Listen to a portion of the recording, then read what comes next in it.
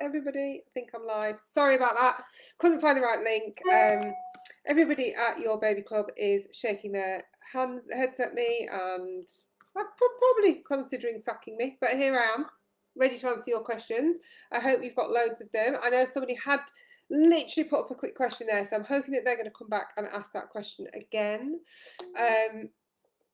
So shoot with your questions. What have I got to tell you? So we are starting doing SOS colic clinics with the colic queen, if you can call it that. I don't know whether it is the colic queen. Anyway, she's lovely. And she is trained in loads of different things about how babies adapt to outside life. And so we're going to be doing a workshop with her. So that will be coming up on the website shortly. I say shortly, probably not today because I'm waiting for her to give me some more information. But it is coming up soon. Right, here we go. First question, 38 plus 1 weeks, last 2 days of constant lower back pain with occasional twinges and stabbing pains. Could this be the start of labour? It could be. It really could be. Things are probably starting to get into action, so I wouldn't have thought it's anything to worry about. Always come back to those questions. Do you feel well? Is baby moving? And have you got any loss from down below? So if you're not bleeding and you're not losing any fluid below from down below, baby's moving okay, and do you feel well, apart from tired, grumpy, rather large, apart from all those things, then you're pretty much fine. My baby is 3.5 months old and is breastfed. During the night, she has a long awake period sometimes where she has fed already but still wants to be on my boob. If I take her off, she will try and suck my fingers on her hand. Oh, bless her. You are painting a very cute picture. My question is, should I give her a dummy or not? Will it make her sleep better or will it be worse because she will keep losing it in the night? I think the question is what happens actually when you put her down. All right, she might be awake, but what actually happens when you put her down? If she's absolutely fine and she sort of nods herself back off to sleep, then fine. If it is stopping you getting any sleep, then you might want to try a dummy. Mine would never take a dummy. I would just stand there and hold it in their mouth. And I remember thinking, what am I doing? This is not helping. So it's just a case of give it a go. I'm not, some people are like, oh, don't use dummies, which I don't ever feel like that. But I think you just got to see what works for you and what gets you some sleep, basically. Another one, you may want to jump onto the 4-month sleep workshop that we've got, because again, in that class, she's going to talk about things that are happening at this point. So it's from 4 to 18 months and it's in a couple of weeks, so that would be perfect, because she may have some hints and tips on dummies and stuff, so that's a good one for you to jump onto. I'm 17 weeks pregnant with my second child and ridiculously big, definitely showing much earlier than last time, and I just feel huge and constantly feel bloated. I'm 4 months gone, but look about 7 months gone. I've had 2 scans so far and definitely not having twins. Is it normal? Often you do show sooner with your second, and often you feel a little bit bigger. Generally, it's not anything, there's nothing you can do about it as long as you are following a healthy diet. You're not sort of doing the old-fashioned eating for 2. You may want to try some sort of pregnancy yoga or some swimming or something to just keep that circulation moving. It could be that it's extra fluid that you're carrying. But again, if it's just the bloatedness and everything else is fine, then I'd try not to worry too much. Just make sure you are watching your diet. I've expressed some colostrum into 5ml syringes today. Is that size of syringe too large? I would say, Barbara, it is. I would try and get 1 or 2ml syringes. It's not an issue, but 5ml is quite a lot to be filling up. And then once you've defrosted it, you've defrosted 5ml. Whereas if it's in a 1ml syringe, you only need to use a 1ml syringe. When is the right time to harvest colostrum and how to store it? So anytime from 37 weeks onwards, you can start colostrum harvesting, and you put it back in the sterile wrapper that it's come out of, the syringe, and then just pop it in the freezer. That's how you store it, but not before 37 weeks. Who else has got some questions? What else do I need to tell you about what's coming up? Oh, I just found I'm pregnant with baby number 3, been trying for 14 months, congratulations, but had 2 early miscarriages and last 2 times I'm very nervous. Any tips to keep positive? Well, first off, congratulations, Tara. And I think one of the things is to just sort of go with that congratulations, because you just don't know what's going to happen. Do you know how many weeks you are? if you've already had 2 early miscarriages, I'm hoping that you've had discussions with your doctor. Have they considered putting you on aspirin or anything like that? Was there any reason for the miscarriages? But I think, you know, you've had 2 other babies. People do have miscarriages all the time, far more than we actually realise that they have them. And so it could be that you've just been particularly unlucky on 2 occasions, and hopefully this time it's going to be plain sailing. So what you don't want to do, and I think this is a really key point, is don't get to the end of your pregnancy and look back and say, God, I just didn't enjoy it at all because I worried the whole time. So go through each week with, I'm just going to enjoy it because I want to enjoy the pregnancy. And that's the most you can do. I mean, saying don't worry is like telling someone not to think about bananas. You all thinking about bananas? Look at the state of my house. Move that one. No. Ah, better. Funny it was that easy. I'm going to get that butter.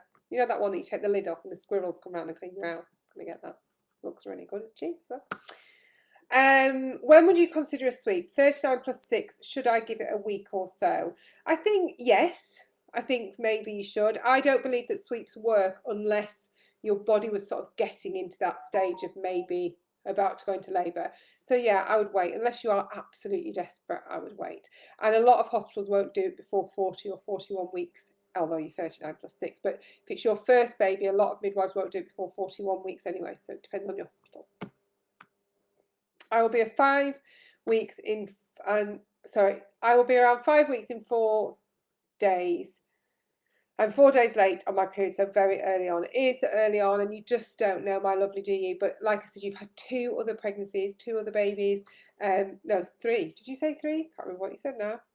This is baby number 3. So you've had 2 successful pregnancies. So fingers crossed, and this is 3rd time lucky. So do keep coming back, telling us how you get on. I haven't had a period in 8 months. Got bumps on my areolae, bits. My family, etc., friends say I have what looks like a baby bump. Pregnancy test came, but negative. Doctors won't do a blood test just now. Not sure what to do. I haven't had a period in 8 months. Have you been trying for a baby? I think you've got a baby bump. Do you know what I would do, Kaylee, if you can? Do you know what I think I would do? If I was like that, because obviously you're thinking, I feel pregnant, I've got pregnancy symptoms, test not coming up right. I think if you can afford it, I would go for a quick private scan. And then you're going to know, aren't you? And you know, the NHS aren't going to do, but some people do go through, you know, they think there's no way I can get pregnant or anything. So do you know what? I think if I could and I could afford it, I would go and have a private scan. Please do come back and let us know how you got on. My cousin's friend, she is a police officer and skinny as a whip, lovely, trim, fine. Not this weekend, a few weekends ago, probably 2 or 3 months ago, she was out on a bike. She climbed a big mountain on this bike, out fine, nothing, honestly, like size 8. And she was at work and went, said to her sergeant, I don't feel very well, I've got stomach ache. 3 hours later, she had a baby.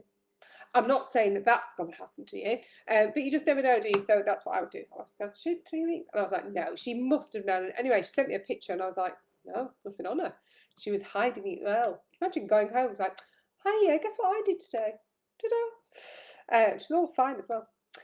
I just talk to myself, don't I? Hello, I found out my baby girl is breech at 37 weeks. I'm scheduled to go into ECV, but lots of people tell me I should just leave her to turn on her own, but I'm terrified of going for a C-section. Any advice on what I should go or for the options? I always find it really interesting, sorry.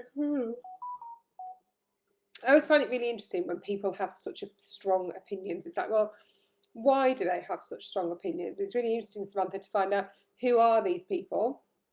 Have they got any clinical oomph behind them or any rationale behind saying just leave this baby alone? It baffles me. It's like, where are you getting this opinion from? So my opinion on the ECV. So ECV is called external cephalic version, posh word. Basically, we're just going to try and turn the baby. And what they do is they'll give you like a muscle relaxant to just try and relax everything. And then by using really firm massage, basically, they try and manipulate the baby round into the right position. It's got about a 50% success rate. So it's not, you've got 50-50 as to whether it will work. If you were going into this saying, do you know what, I'm not bothered, I'll have a cesarean, I'll not have a cesarean, whichever, I'd be like, well, don't bother if you're not bothered either way.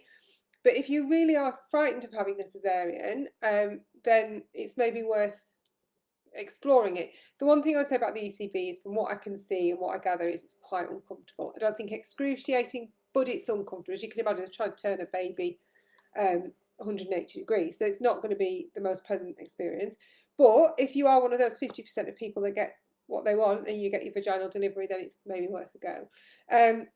The other thing, Samantha, if you are really feeling really nervous about the cesarean, is why don't you try and sign up to the complex labour and birth class, which is a 2-hour class about more complex labours and stuff, and that might put your mind at rest about cesarean section. You know, thousands of us have them. I had 2, and I really loved my experiences. So they're not all horrendous, especially an elective cesarean. It's actually quite nice. I'm 37 weeks with my first child and just reviewing my birth plan. I had my heart set on active management, but I've since read that this means they have to clamp the cord as soon as possible. I'd really wanted to ensure that we delayed cord clamping though, so the baby got all the blood. So wherever you've read that, my lovely, it's absolute nonsense. We do delayed cord clamping as standard, whether you have an active 3rd stage or a physiological 3rd stage. And what this lady is talking about is the delivery of her placenta. So you can either have an injection in your leg that will hurry things along, basically, or you can just not have the injection and let things take their toll. But it doesn't make a blind bit of difference as to whether we do delayed cord clamping or not. So you can choose whichever you want. I'm 30 weeks pregnant, having a planned section at 37-38 weeks. Consultant suggested a vertical incision as I had issues with wounds after my last baby. Is this something heard of or normally done? Also, will being born at 37-38 weeks affect my baby? So the last point is easy. No. And generally when we're doing cesarean sections, we often do them at 38, 39 weeks. I'd say 37 is maybe a little bit early, but it's still term, so they're still due. I would be interested to know why you had issues with the first cesarean, why they think that is, because a classical incision, which is basically a vertical incision, is not something I would have heard of for that particular reason. But without knowing your history, it's really difficult to say. So yeah, it's not something I would have heard of. I would have thought they would avoid that if possible, because it's more painful for you. But yeah, just depends on what the issues were the first time around. So I can't really comment on your individual case, unfortunately. But don't worry about your baby coming at 37 weeks, you'll be fine. I'm 18 plus 4 weeks pregnant, but not feeling anything. Is this normal? Yes, absolutely normal, especially with your first baby. Sometimes people don't feel anything to 22, 23 weeks. So please don't worry. I would say if you're not feeling anything by 23 weeks, I think you maybe get checked out, but at 18 weeks, I wouldn't be worrying at all.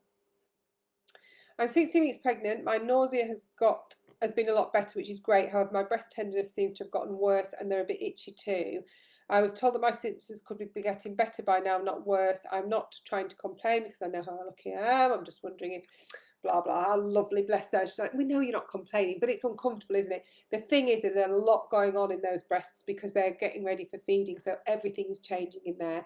And that's probably why you've got that itching, because there's lots of activity going on. So completely normal. I wouldn't worry too much about it. Well, I wouldn't worry about it at all. It is a normal part of pregnancy, as is most aches and pains. Yeah, it's normal. Please help with severe hyperemesis. Oh, bless you, Stacey King. First thing I would say is go to your doctor. If you haven't already, go and see your doctor. They can medicate you. They can give you medication for your sickness. Because actually, if you're becoming really dehydrated and in and out of hospital, that's not good for you either. So definitely do that. Possibly, if you can afford it, acupuncture. That may well help. Wearing travel bands, that might help. There's also a charity that if you just Google severe morning sickness charity, that will come up, that they will may be able to help you. Trying to eat tiny amounts at regular intervals, so rather than the big meals and that sort of thing. Really difficult and really miserable. I do it 4 times in 10 days. You poor girl. I mean, I'm assuming that they have given you some medication. Be interesting to know how many weeks you are, Stacey. Can you ask private messages here, please? I have no idea. One of the girls who's watching may be able to help you with that question, Heather. My 20-week scan is next week. How many chances are there of finding something wrong with the baby, and can I have my husband with me to the scan? Will they let him in? Right, the chances thing, I can't answer that question because there's so many different variables, and it doesn't make any difference. Whatever percentage I give you today, you don't know which percentage you're going to fall into, so it's not going to help you. So even if I said, oh, there's 90% chance everything will be fine, you still don't know whether you're in the 90 or the 10. So it's futile. And there are varying different things. So they may find absolutely nothing, which is the likelihood, but they may find a slight thing, which if I said that to you, you know, if I said, oh, well, they might find this, you're going to worry yourself and Google and all that. So it's a bit pointless. With regards to whether you can take your husband in, it's going to depend on your individual unit. Some units are starting to allow it, some not so much. Looking at the news, I'm assuming that if they're not now, they're not going to be in the near future. So definitely you need to check that with your hospital. Stacey King's sound's gone. I'm hoping that everybody else's hasn't. My daughter only says 20 words. She's mainly uses her hand to say what she wants. We do speak two languages at home. Should I be worried? I don't know how old your daughter is, Katie, but the two languages makes a massive, massive difference. I know that from my sister. Both he speaks Spanish, she speaks English, and they were much slower to talk. Whichever her age, though, to be honest, my lovely, is well out of my scope of practice. This is more a health visitor issue or a speech and language. But I mean, assuming that she's not 5, I would say you're probably all right with the 2 languages. I'd love some advice. I'm a diabetic mum. I have a section booked a week today. I will be 37 + 3. Is it that all mothers who are delivering early have steroid injections to improve baby's lungs? Baby is measuring on the smaller scale, so that's the reason for bringing him via section due to 2 previous sections. Yes, generally we do give babies steroids if they're going to be delivered early. At 37.3 though, +3, I wouldn't say that's early, so it may just be a hospital-wide policy. I'm not sure, but if they are before term, yes, we do often give steroids. Message, thank you. Okay, so one of the girls are going to have to direct me as to where. Are you wanting to speak to me, Heather, I presume? So hopefully I'll try and pick that message up for you. Stacey King, where's she got now? Have you got sound back, Stacey?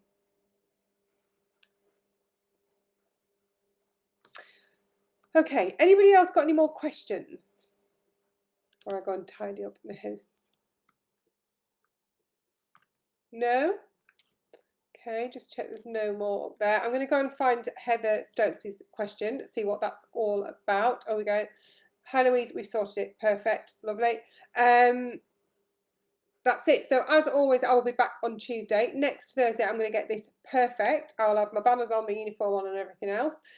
So we won't have all the messing about. You just answered my message about steroids. Thank you. Okay, no problem, as long as I've answered your question. Try not to worry, my lovely. I'm sure all will be well. Do all come back either on Tuesday on the Instagram Live, where I can invite you in, especially if you've had your babies. I like to see these babies that are arriving. And Kaylee, do come back and let us know how you get on, because it would be very interesting to know. And that's it. You've all been great as always, and I shall see you next week. Bye.